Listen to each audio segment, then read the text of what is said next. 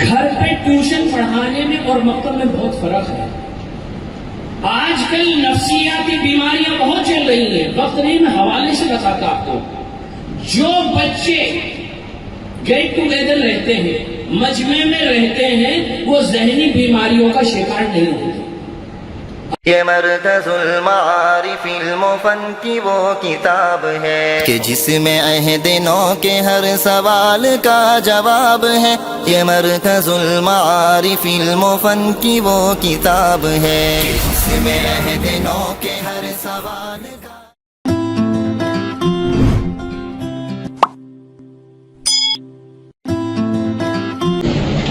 حضور دہر میں آسودگی نہیں ملتی, حضور دہر میں آسودگی نہیں ملتی, تلاش جس کی ہے وہ زندگی نہیں ملتی.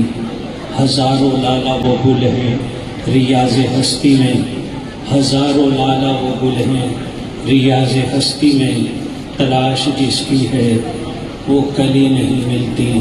وفا کی جس میں ہو وہ کلی نہیں ملتی.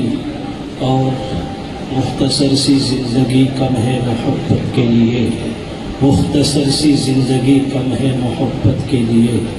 وقت کہاں سے لاتے ہیں لوگ نفرت کے لیے.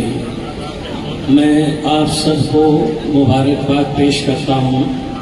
یہ مجمع جو ہے ایک ہوتا ہے نقطۂ عروج اور ایک ہوتا ہے نقطۂ آغاز. یہ پروگرام دونوں کا ملن لگ رہا ہے. مرکز المعارف جو ادارہ ہے آپ سن چکے ہیں اور جان چکے ہیں ایک سے زائد مرتبہ کہ ابھی یہ ایک برانڈ ہے. پوری دنیا میں اسلامیات کے حوالے سے اور دینی تعلیمات کے حوالے سے علوم اسلامیہ کی ایک بہت بڑی پہچان ہے. ایک طرف تو نقطۂ عروج ہے, دینی تعلیم کے حاصل کرنے والے یعنی دارالعلوم دیوبند کی ڈگری لینے کے بعد بھی جس ادارے میں امتحان دینے داخلہ لینے کے لیے کمپٹیشن سے گزرنا پڑتا ہو تو اس سے بڑا تو کوئی اسلامیات کا ادارہ سرزمین ہندوستان پہ لگتا نہیں ہے. اور دوسرا نقطۂ آغاز مکتب کے بچے.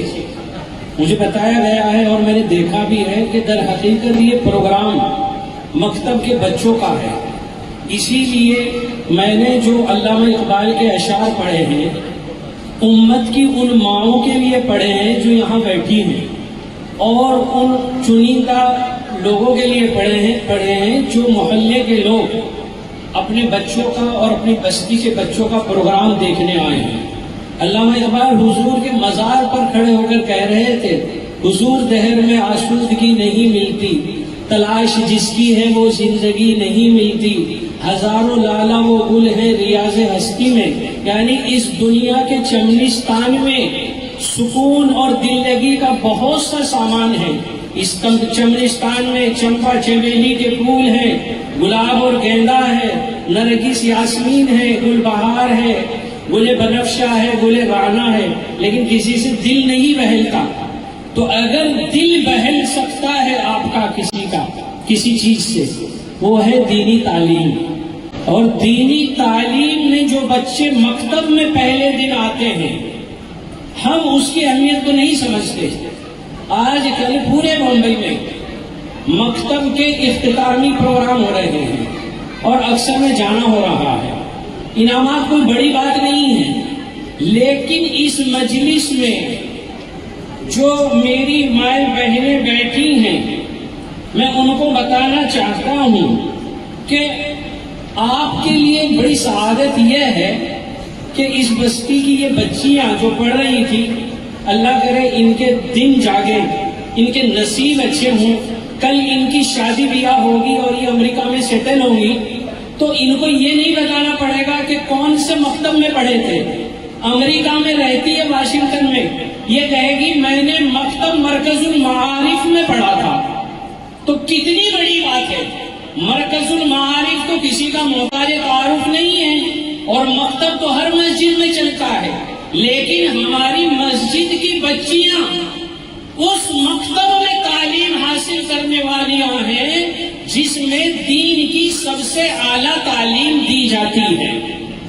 مکتب کی تعلیم کوئی چھوٹی تعلیم نہیں ہے. حضرت عیسیٰ علیہ السلام کا جہاں قرآن کریم میں ذکر ہے،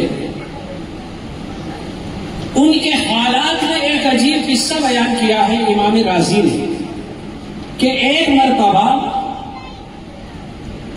وہ ایک قبرستان کے پاس سے گزرے، پیغمبر ہونے کی حیثیت سے بذریعہ وحی ان کو معلوم ہوا کہ اس قبرستان میں فلاں قبر میں ایک شخص کو عذاب ہو رہا ہے۔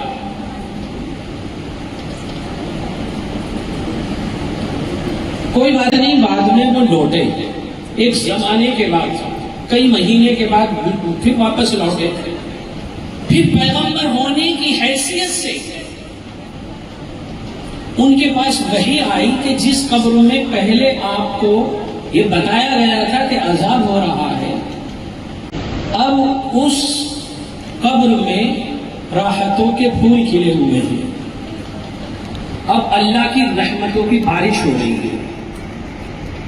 تو حضرت عیسیٰ علیہ السلام جہاں ایک پیغمبر ہیں، ان کے دل میں یہ بات پیدا ہوئی کہ ایسی کون سی بات ہے کہ جو پہلے عذاب اور اب رحمت ہے۔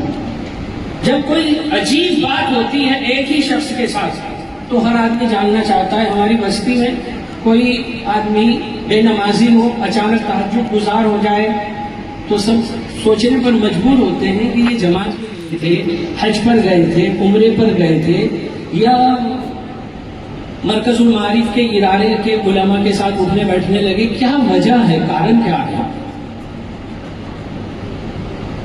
حضرت لقمان کے بارے میں ہے کہ ایک جگہ وہ واعظ کر رہے تھے، بہت بھیڑ تھی، تو ایک چرواہ ایڑیا اٹھا کر ایسے دیکھ رہا تھا کہ واعظ کون کہہ رہا ہے، بیان کون کہہ رہا ہے۔ بعد میں مجمع ختم ہوا تو دیکھا ایک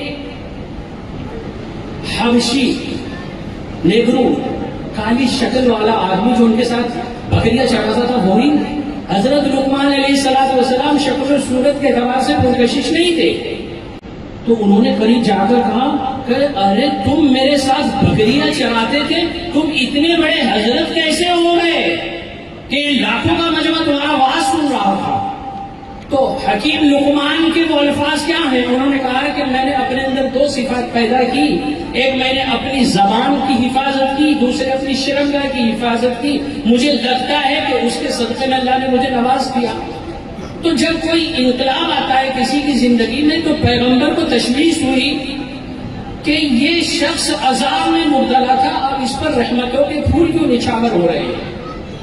اللہ کی طرف سے وحی آئی کہ جب پہلے گزرے تھے اس وقت تک اس کا بچہ مکتب میں پڑھنے نہیں گیا تھا، اور اب لوٹ کر آئے ہو تو اس کا بچہ مکتب میں پڑھنے جاتا ہے۔ مکتب میں پڑھنے کی برکت سے اللہ تعالیٰ اس کے والد مرحوم کو نیکیاں عطا فرماتے ہیں، ان نیکیوں کے صدقے میں اس کو رحمت کے پھول عطا ہو رہے ہیں۔ تو اس لیے مکتب کو کوئی چھوٹی چیز نہ سمجھے۔ ایک بات کہتا ہوں اور بات مکمل کرتا ہوں، اذان کا بھی وقت ہے۔ مکتب کی ضرورت کیوں ہے؟ دعوت کے ساتھی ہماری جماعت میں آج کل پچھلے 10 سال میں مکتب پہ بہت زور دیا جا رہا ہے۔ کیا وجہ ہے؟ جمعیت علماء ہند کے پلیٹ فارم پر سے بھی مکتب پہ بہت زور دیا جا رہا ہے۔ وجہ کیا ہے؟ دیکھو، میری مائیں بہنیں سن لیں اس بات کو، گھر پہ ٹیوشن پڑھانے میں اور مکتب میں بہت فرق ہے۔ آج کل نفسیاتی بیماریاں بہت چل رہی ہیں، وقت نہیں میں حوالے سے بتاتا آپ کو۔ جو بچے گیٹ ٹوگیدر رہتے ہیں، مجمع میں رہتے ہیں، وہ ذہنی بیماریوں کا شکار نہیں ہوتے۔ آج ہمارے سب کے بچے انگلش میڈیم میں پڑھتے ہیں اور پھر ٹیوشن جاتے ہیں تو 12 گھنٹے کا لوڈ ہے ان معصوموں پر، اور مکتب تو وہی ہے صفہ کی طرح۔ 2 گھنٹہ مکتب آئیں گے، کھیلیں گے، کودیں گے، ایک دوسرے سے متعارف ہوں گے، باتیں کریں گے، اپنی لینگویج میں بدتمیزیاں کریں گے، کچھ ادب سیکھیں گے، کچھ بے ادبی سیکھیں گے، لیکن کبھی ذہنی بیمار نہیں ہوں گے۔ آپ دیکھو جا کر کے چرچ میں گیٹ ٹوگیدر کے اتنے پروگرام کیوں ہوتے ہیں؟ سب بچے جا رہے ہیں۔ جماعت خانے میں کھوجوں کے جا کر دیکھو، ان کی ساری عبادت کا محور گیٹ ٹوگیدر ہے، آپس میں ملنا جلنا۔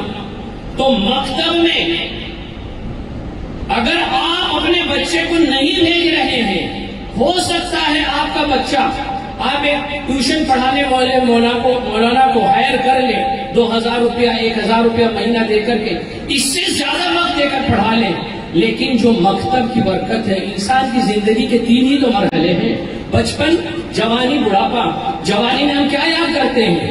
اپنا بچپن، تو بچپن گھر کو یاد کرے گا، مکتب کے ساتھی ہمیشہ یاد رہتے ہیں۔ تو آج سے یہاں سے عزم دل جزم کر کے جائیں کہ کسی بھی کالونی میں رہیں، کشمیر سے لے کر کنیا کماری تک، دبئی سے لے کر امریکہ تک، جہاں بھی رہیں، اگر مکتب کا انتظام ہو، اپنے بچے کو مکتب میں ضرور بھیجیں تاکہ آپ کے گھر میں رحمتوں کا نزول ہوتا رہے۔ اور ایک بات یہ بھی کہنا چاہتا ہوں، جب مکتب میں بچے ہل مل جل جاتے ہیں آپس میں، پڑوس کے جھگڑے بچوں کی وجہ سے ختم ہو جاتے ہیں۔ ہمارا بچہ مکتب میں جاتا ہے، اس کا دوست ہے، اور ہم پڑوس میں ایک دوسرے سے جھگڑا کرتے ہیں، تو جس کالونی میں رہیں اس میں محبت سے رہیں، پیار سے رہیں۔ مختصر سی زندگی کم ہے محبت کے لیے، مختصر سی زندگی کم ہے محبت کے لیے، وقت کہاں سے لاتے ہیں لوگ نفرت کے لیے۔ اگر پڑوس میں کسی سے کبھی کوئی زیادتی ہو جائے تو اس کو معاف کر دیں۔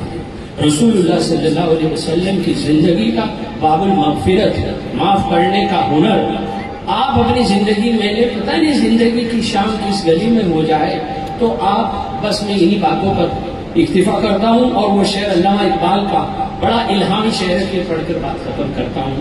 الہی دہر میں آسودگی نہیں ملتی، تلاش جس کی ہے وہ زندگی نہیں ملتی، ہزاروں مالا وہ گل ہیں ریاض ہستی میں، وفا کی جس میں ہو وہ کلی نہیں ملتی۔ وہ کلی مرکز المعارف، یہاں کا اسٹاف، یہاں کے طلبہ، یہاں کے مکتب اور پورے پرتیکشا نگر پاٹلی پتر کے باشندوں کی زندگی میں وفا کی کلی ہے۔ وآخر دعوانا ان الحمد للہ رب العالمین۔